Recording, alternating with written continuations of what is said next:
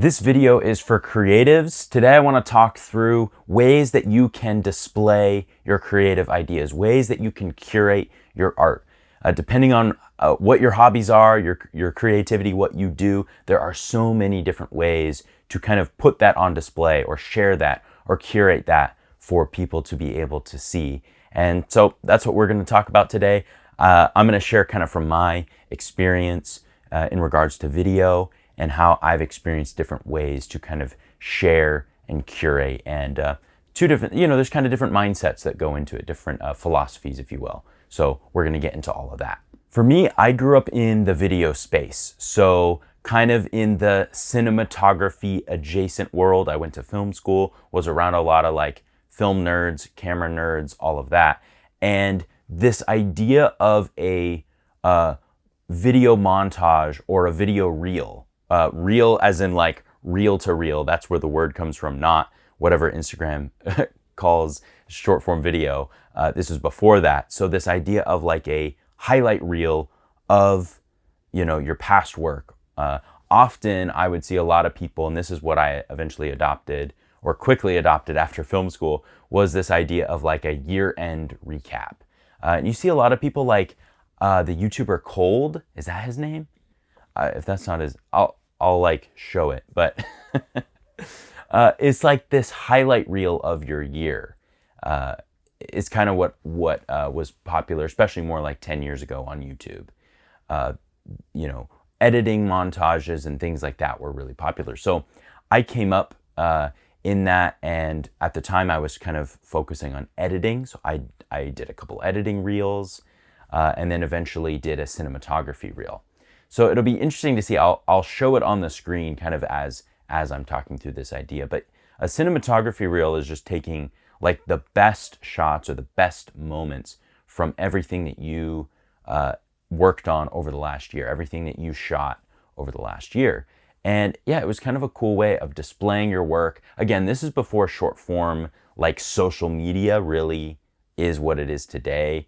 Vertical video was not really a thing. And so a lot of this content was through YouTube.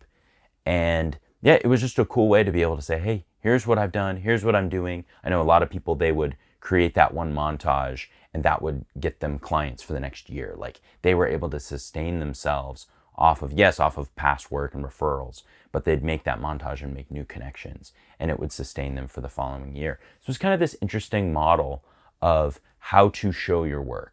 And depending on what your hobby is, what your creative skill sets are, you've experimented and tried different ways of curating and showing your work, whether it be online or like, maybe it's a publication. I feel like authors are one example of like, hey, here's, depending on how you write a book, it's like, here's chapters that I've written, and now it's all curated and published as one thing. If you're into sculpting or painting, you can curate your art in a physical display, that people can come see. That's pretty cool. But yeah, for me, this mentality of like, hey, I want to take everything that I've done and kind of wrap it up and curate it in this one way. That was kind of my approach. And so I remember the last time I did a cinematography reel or a videography reel, whatever you want to call it, is 2022. And so that came out the end of that year, like beginning of 2023, and it was recapping everything I did in 2022, which was a really cool year for me. I did a lot of travel. I talked about that year before on video. I talked about how I got burned out. So that cinematography reel is cool.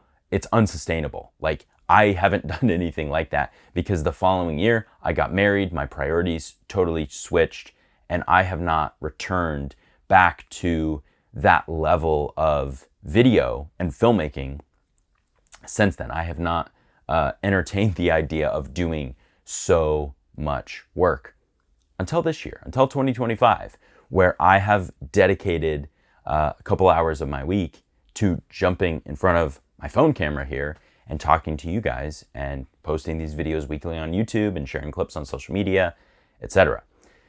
So that's kind of where this idea comes up, is the two ways of displaying and kind of showing your creativity.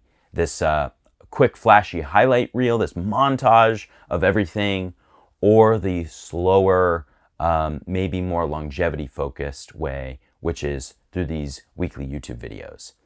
So it's kind of interesting just to think through the differences in the two. Neither are wrong. One isn't more correct than the other. They're just two different approaches. And I want you to think how that could maybe apply to your creativity. What could that do?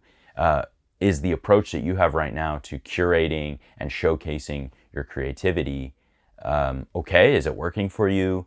Or does it need to change? What does big and flashy look like for your art, for your creativity? And what does slow and steady look like for you? Both are, different approaches, different models. You might be in a season where you're feeling really energized around your creativity. You feel really good and you are stepping into new spaces or a new pace that feels a bit more big, feels a bit more flashy. And that's okay. That could be a cool moment. Maybe you're getting recognized for your skill set and you're collaborating with people and things are getting busy and hectic and awesome. Maybe you're in a different space. You are maybe discovering your gifts, or you are just in a season where maybe you don't have a lot of time to dedicate to your creative ideas. It could be for a couple different reasons, but you are feeling this season. It's necessary that you are in a slow and steady pace with your creativity. I think both have to exist. If you just go slow and steady, like, I guess that could work, but maybe there's a season where you want to go big on something. You have one idea and you're like, this is it. I got to do this. Then on the other hand, if you're just constantly go, go, go, never slowing down, never pausing to rest or reflect, that is actually not sustainable for your creativity. That's not sustainable for your creative ideas. So both are necessary. What season are you in? Is there one approach that works best for your creative work right now in this season? Is there that one approach that you're recognizing? Yep, that's what I need to be doing.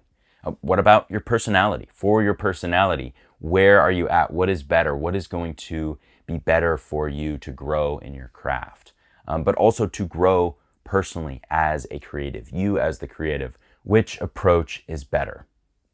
Either way that you pick, I hope that this video encouraged you. If this sparked something for your creative journey, please let me know in the comments.